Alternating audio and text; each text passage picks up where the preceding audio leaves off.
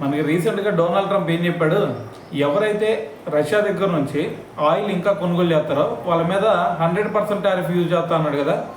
కానీ మరి ఇప్పుడు అదే క్వశ్చను ఒక ప్రెస్ కాన్ఫరెన్స్లో ఒక రిపోర్టర్ అడిగాడు అనమాట డొనాల్డ్ ట్రంప్ని. అయితే ట్రంప్ ఏమన్నాడు తెలుసా, దానికి మాట మార్చేశాడు.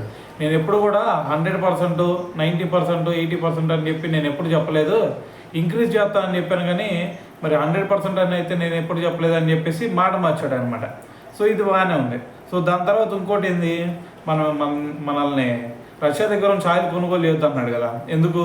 సో మనం రష్యా దగ్గర నుంచి ఆయిల్ కొనుగోలు చేస్తుంటే ఆర్థికంగా రష్యా బలపడుతుంది. సో మరి రష్యాని ఉక్రెయిన్ తట్టుకోలేకపోతుంది. అందుకని చెప్పేసి మిగతా దేశాలు ఎవరో కూడా రష్యా దగ్గర కొనొద్దని చెప్పేసి చెప్తా ఉన్నాడు కదా.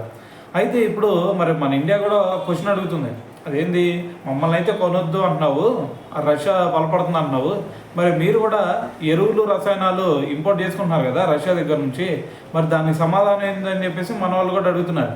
అయితే మరి ఇదే క్వశ్చన్ రిపోర్టర్ అడిగాడు అనమాట ట్రంప్ని. ట్రంప్ ఏం చెప్పాడు తెలుసు దానికి ఆన్సర్, నాకు దీని గురించి ఇంకా తెలియదు, సో ఏమేమి ఇంపోర్ట్ చేసుకున్నాం వాళ్ళ దగ్గర అనేది కూడా నాకు ఐడియా లేదు, సో దీని గురించి తెలుసుకొని మళ్ళీ మీకు చెప్తాను తర్వాత అని చెప్పేసి మరి మాట దాటేశాడు అనమాట.